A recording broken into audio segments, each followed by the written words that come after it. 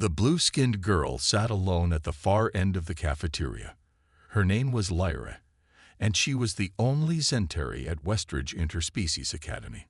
Small dots of light flickered across her skin like dying stars, a sign of sadness that no one at the school recognized. Lyra picked at her food tray, containing special nutrients for her species. She had been at the academy for 2 weeks now, but it felt like 2 years. No one talked to her. When she walked down the hallways, other alien students moved away as if she carried some terrible disease. It's because they think we can control minds, her mother had warned before Lyra left home. The peace treaty with the other worlds is new. It will take time for old fears to fade. Lyra didn't have mind control powers. No Zentari did. They could only sense emotions from others, a gift that now felt like a curse as she absorbed the suspicion and dislike around her. On the other side of the cafeteria, a human boy with dark curly hair stood with his lunch tray, looking for a place to sit. His name was Eric Martins, and this was his first day at the academy. His parents worked for Earth's diplomatic service, and he had moved schools 5 times already. Being the new kid was nothing new to him. Eric spotted an empty table near the windows and started walking toward it when he noticed the blue-skinned girl sitting alone. He paused. On Earth, he had often been the outsider, too short, too bookish, too interested in alien cultures. He recognized loneliness when he saw it. "Is this seat taken?" Eric asked, stopping at Lyra's table. Lyra looked up in surprise, her skin suddenly flashing bright dots of yellow, a Zentari sign of shock. "You wish to sit here? With me?" "Sure, if that's okay," Eric said with a smile. "I'm Eric. Just started today." "I am Lyra," she said carefully. Her English was perfect but formal. "You are human. There are not many humans at this academy." "Yeah, we're still pretty new to the galactic community," Eric said, sitting down. He noticed other students watching them with curious and disapproving looks. "Why is everyone staring at us?" Lyra's skin dimmed slightly. "They believe Zentari are dangerous. That we control minds." She looked down at her food. "We don't. We only feel what others feel." "You're empaths?" Eric asked. He had read about various alien species during his parents' diplomatic training sessions. "That's actually pretty cool." A faint purple glow spread across Lyra's cheeks, the Zentari equivalent of a blush.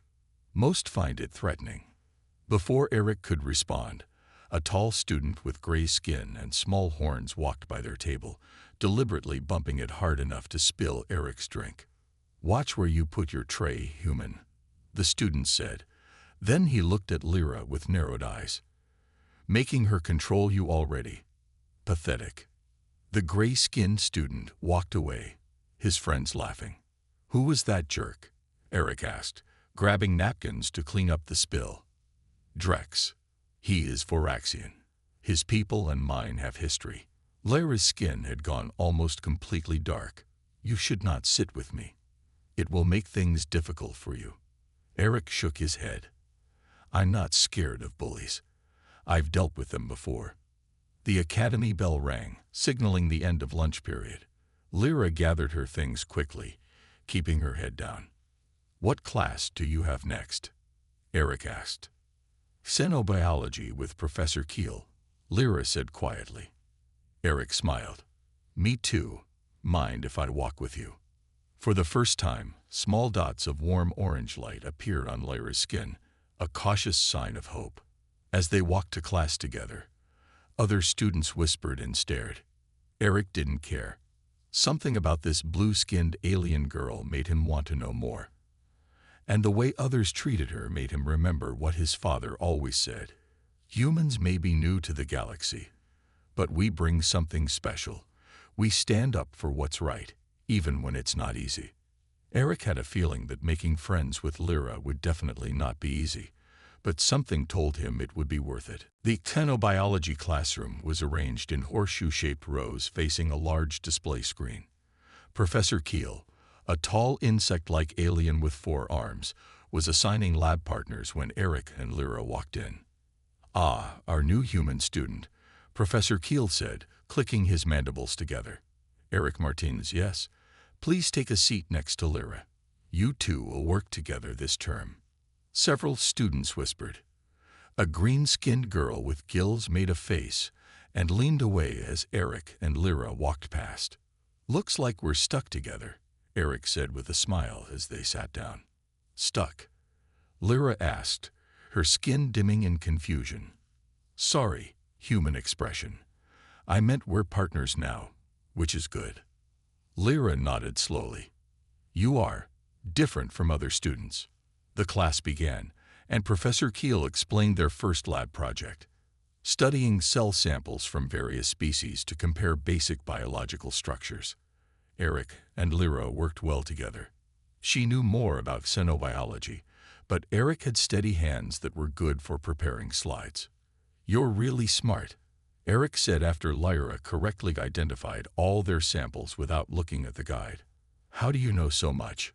"On my world, children study biology from very young age," Lyra explained. "We believe understanding other life helps us respect it." As they worked, Eric noticed Drex and his friends at the table behind them. They kept making high-pitched sounds just beyond normal hearing range. Eric barely noticed it, but Lyra's hands trembled slightly. "Are they bothering you?" Eric whispered. "Centauri hearing is sensitive to those frequencies," Lyra admitted quietly. "It is uncomfortable." When class ended, Eric stayed behind to talk to Professor Keel while Lyra went ahead to her next class. As he was leaving, he overheard Drex and his friends in the hallway. "Watch this," Drex said. He stuck out his foot just as Lyra walked by, sending her crashing to the floor. Her books scattered everywhere. The small lights on her skin flashed bright red, then dimmed almost completely. "Oh, sorry, mind controller," Drex said with fake concern. "Didn't see you there. Maybe you should use your powers to make yourself more noticeable." Lyra said nothing. She kept her head down and gathered her books. No teachers were in the hallway. Eric rushed forward. "Hey, what's your problem?" Drex turned to Eric, standing almost a foot taller than him.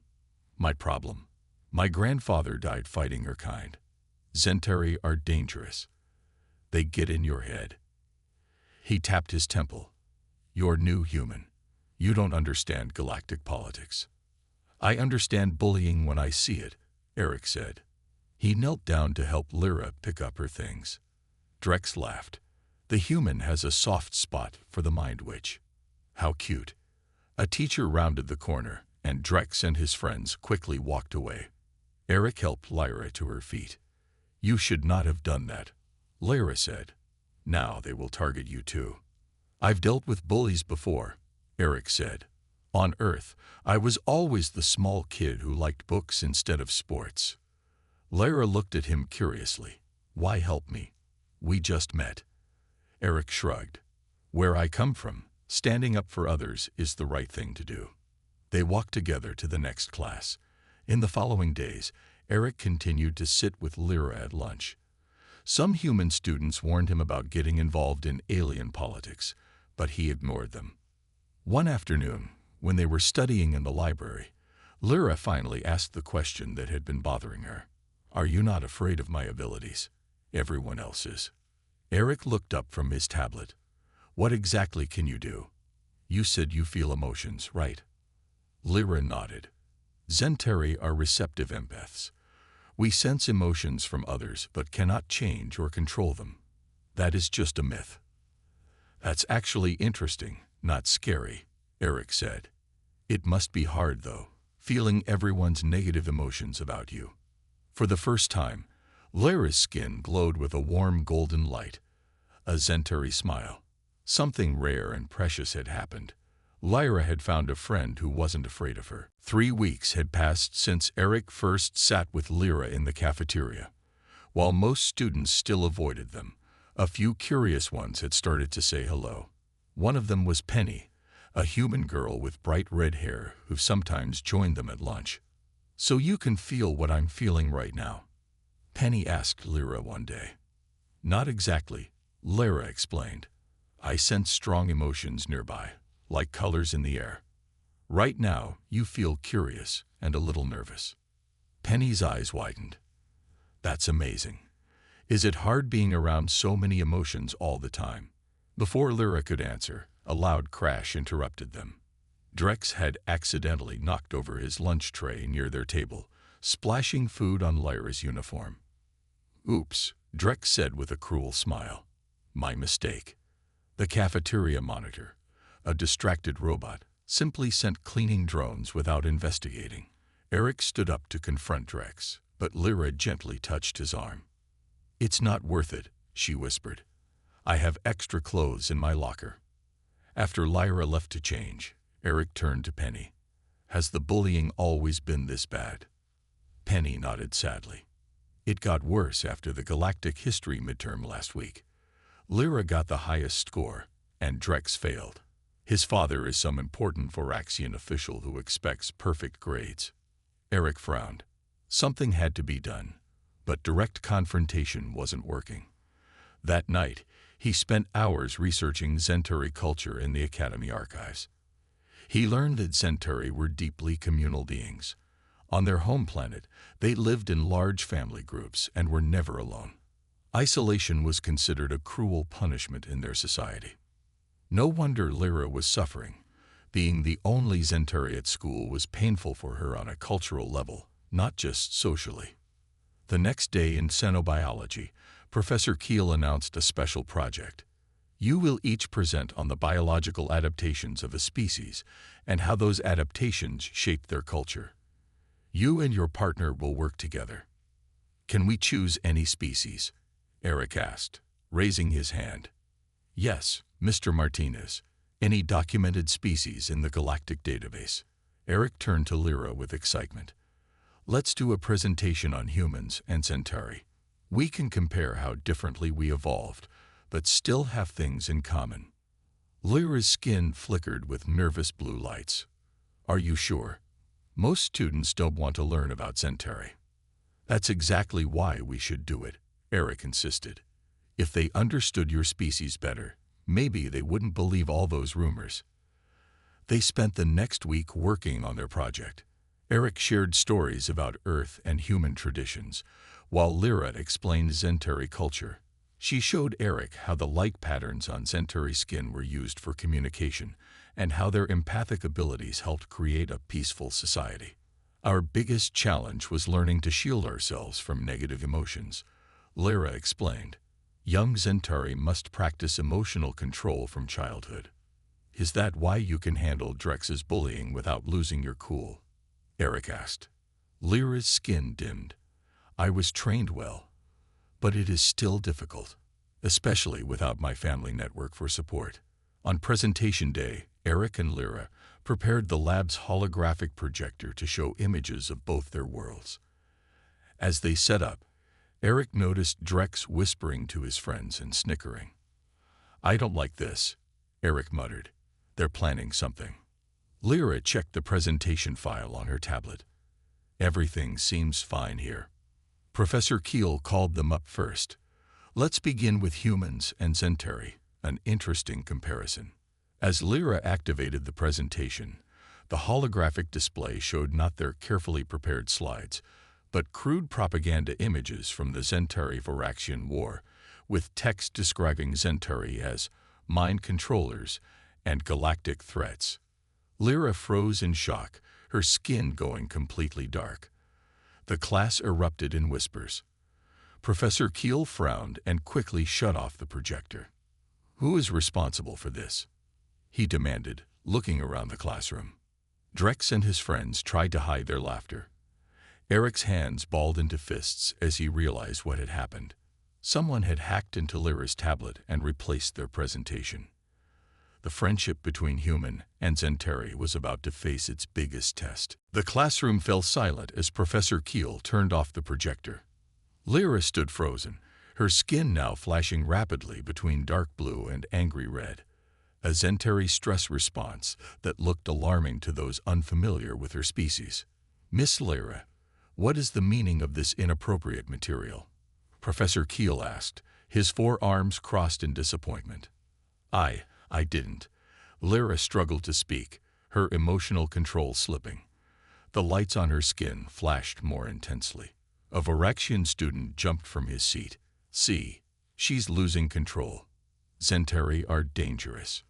More students backed away, creating distance between themselves and Lyra. Eric stepped forward. This isn't our presentation, he said firmly. Someone hacked Lyra's tablet and replaced our work. We had slides about cultural exchange and biological adaptations, not this garbage. Professor Keel looked skeptical. That's a serious accusation, Mr. Martinez. Do you have proof? Check the tablet's access log, Eric suggested, and I have backup files on my personal device. Drex stood up, his gray face a mask of fake concern. Or maybe the Zentari lost control of her emotions and is now controlling the human to cover for her mistake. Several students murmured in agreement. Professor Keel raised all 4 hands for silence. Enough. Mr. Martinez and Miss Lyra, please see me after class. Everyone else, we'll continue with the next presentation. As they sat down, Eric whispered to Lyra, "Don't worry. We'll fix this." But Lyra's skin had gone almost completely black, a sign of extreme distress. She didn't respond. After class, Professor Keel examined both their devices. The access logs showed someone had indeed hacked into Lyra's tablet during lunch period, but there was no way to prove who had done it. I believe you didn't knowingly present that material, Professor Keel said, but the incident has been reported to the administration. There will be a disciplinary hearing tomorrow. A hearing? Eric asked in disbelief. But we're the victims here. Several students have complained that Miss Lyra's emotional display made them feel threatened, Professor Keel explained. The Academy takes safety concerns very seriously. When they left the classroom, Lyra finally spoke. This is what I feared would happen. On my world, such rapid color changes are normal when upset. Here, they see it as dangerous. This is completely unfair, Eric said. We need to fight this. Lyra shook her head. Perhaps it would be better if I withdrew from the Academy. My presence is causing too many problems. No way, Eric insisted. That's exactly what Drex wants. We're not letting him win. That evening, Eric called Penny and explained what happened.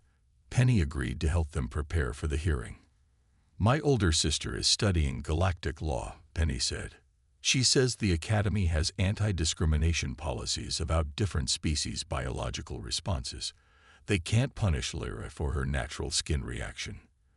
The next morning, Eric, Lyra, and Penny gathered outside the administration office. Inside, 5 teachers, including Professor Keel, sat at a long table. Principal Vorsk, an elderly alien with pale green skin, presided at the center. We are here to discuss the incident in Professor Keel's class. Principal Vorsk began.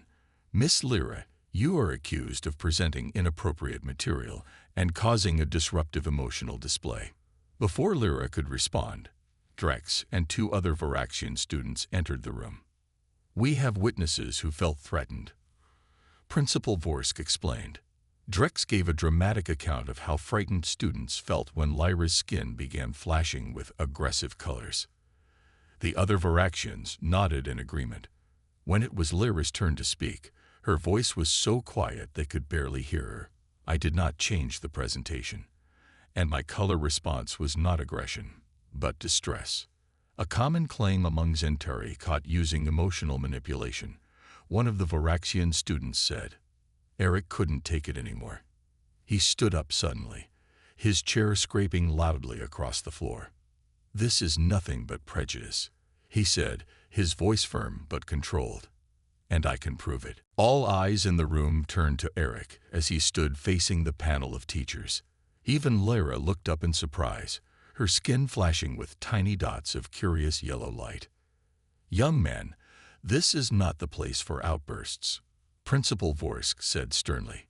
I'm sorry for standing up suddenly, Eric said, but I'm not sorry for defending my friend. I've prepared something to show you.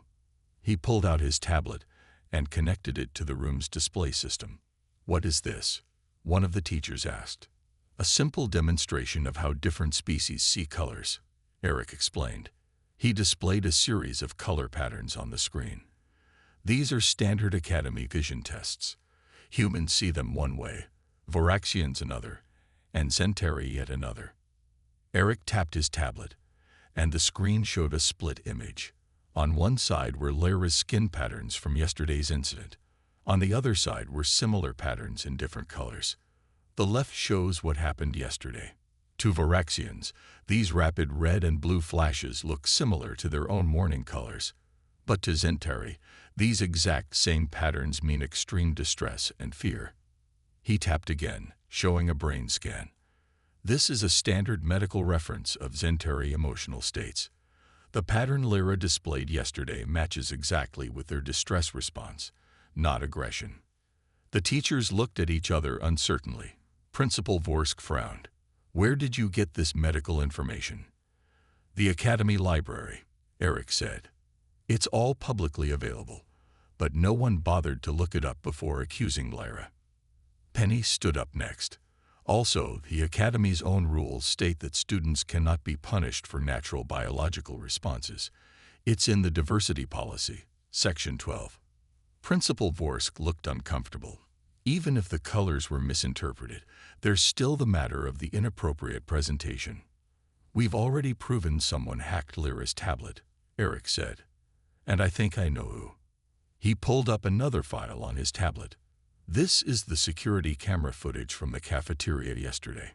The screen showed Drex and his friends sitting at a table near where Lyra had left her tablet when she went to get food, while one friend created a distraction by spilling food.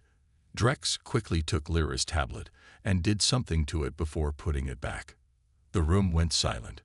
Drex's gray face turned a darker shade of gray, the Voraxian equivalent of going pale. I was just checking the time," Drex stammered. "For 45 seconds?" Eric asked, "while your friend accidentally spilled food as a distraction." Principal Vorsk's expression hardened. "Mr. Drex, is this true?" Drex looked around desperately. It was just a joke. Everyone knows Centauri can't take a joke. They're too sensitive. "This wasn't a joke," Eric said firmly. "It was deliberate sabotage and bullying, and it's been going on since Lyra arrived." Professor Keel stepped forward. "I've noticed some concerning behavior in my class as well. The high-frequency sounds that bother Centauri hearing but are barely noticeable to others." The mood in the room shifted. Now Drex and his friends were the ones looking uncomfortable as more teachers began to share observations of bullying they had witnessed, but not recognized as such.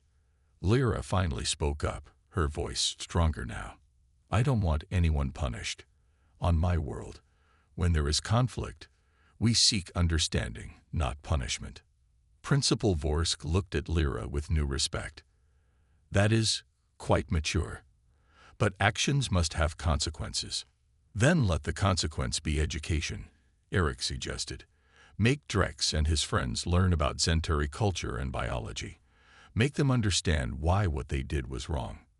And perhaps," Lyra added, her skin beginning to glow with soft blue light, "I could learn more about Voraxian customs too.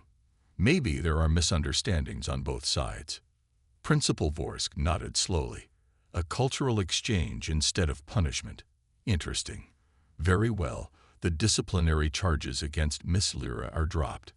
Instead, we will implement a new cultural understanding program, starting with Mr. Drex and his friends." As they left the office, Eric noticed something remarkable. Lyra's skin was glowing with bright, happy colors he had never seen before. Word spread quickly through Westridge Academy about what had happened in the disciplinary hearing. Students who had avoided Lyra now looked at her with curiosity instead of fear. A few even approached her to ask questions about Centauri culture. 2 weeks after the hearing, Principal Vorsk announced a new program, Cultural Exchange Day. Each species at the Academy would share aspects of their culture with others. The event would take place in the main hall, with booths set up for different worlds. "This is your chance to show everyone who Centauri really are," Eric told Lyra as they planned their booth. "What should we include?" Lyra's skin glowed with excitement. We could demonstrate our light communication and perhaps explain our empathic abilities correctly. Penny joined their planning team, along with two other students who had become curious about Lyra after the hearing. Sam, a human boy with glasses, and Zix, a small plant-like alien with purple leaves. "I've been reading about Centauri art," Zix said. "Your light paintings are beautiful. Could we show some of those?" Lyra nodded, her skin flashing with happy patterns. "My mother sent me some holographic examples. I can display them." On the day of the event, the main hall was transformed. 20 different species set up booths showing food, art, music, and traditions from their worlds. The human booth, run by Eric, Penny, and Sam, featured Earth music, photos of different human cultures, and small samples of chocolate, a treat unique to Earth. Lyra's Centauri booth was simple but beautiful. She had created a small dark space where her skin lights could be seen clearly.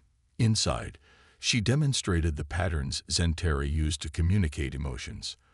A small screen showed images of her homeworld, a planet with 2 moons and vast oceans. At first, students approached cautiously, but soon, Lyra's booth had a line of curious visitors. One by one, she invited them into the darkened space and showed them how Centauri lights worked.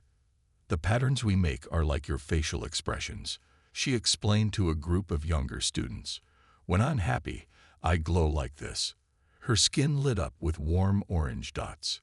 "When I'm sad, the lights dim and turn blue." Students were fascinated.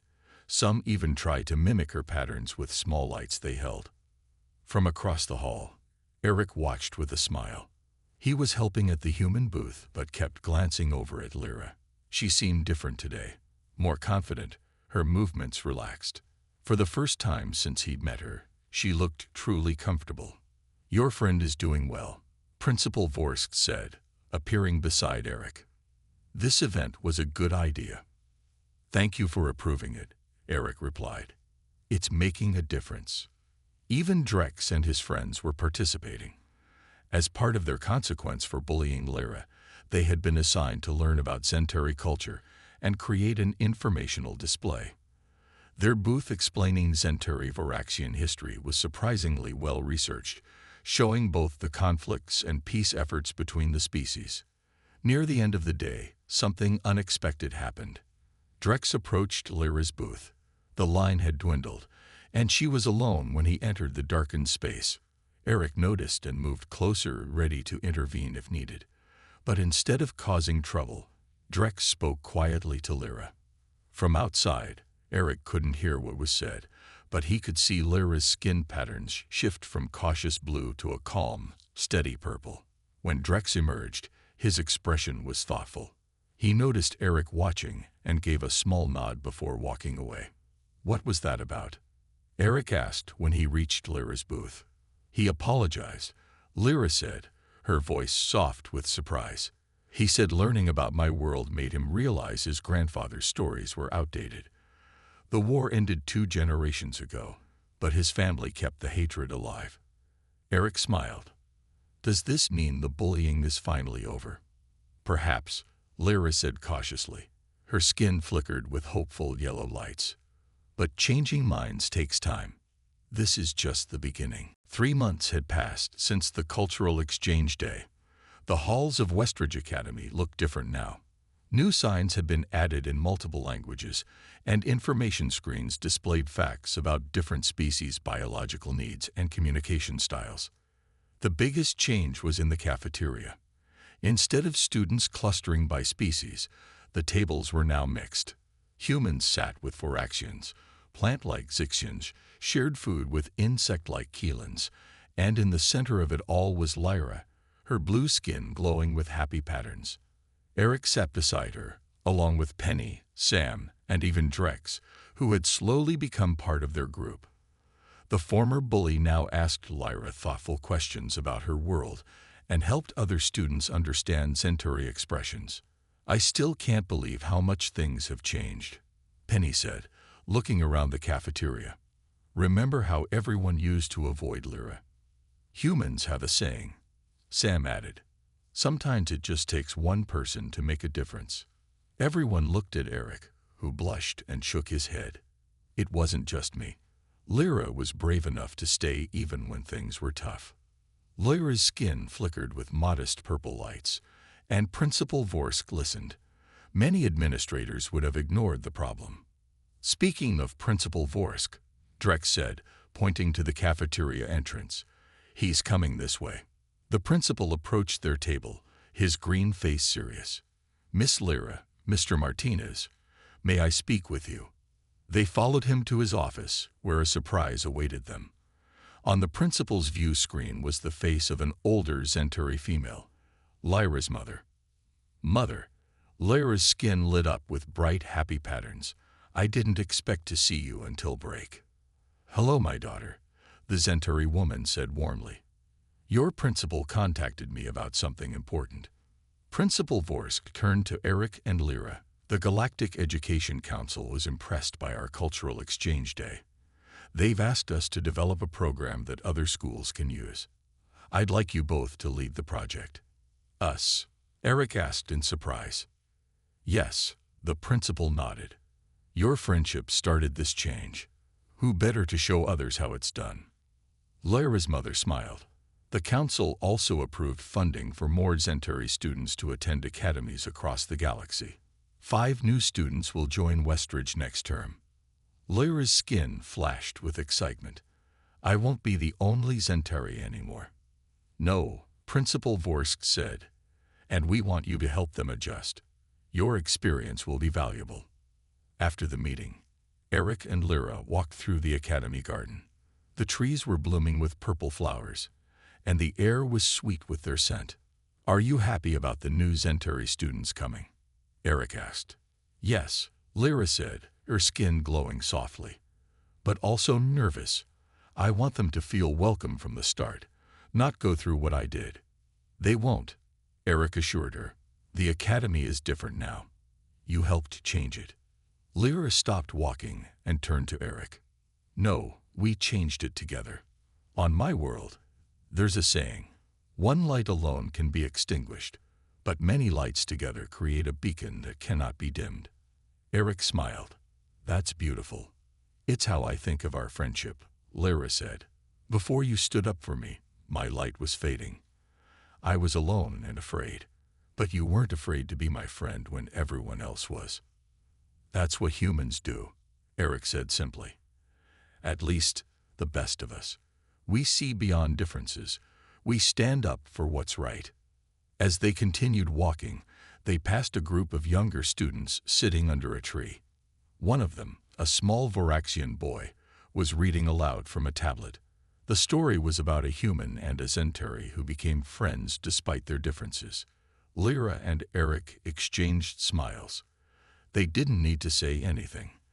They knew that what had started as one human standing up for one bullied alien girl had grown into something much bigger. It had become a beacon, just as Lyra's saying described, a light that would guide others toward understanding and friendship across the stars. The academy would never be the same, and neither would they.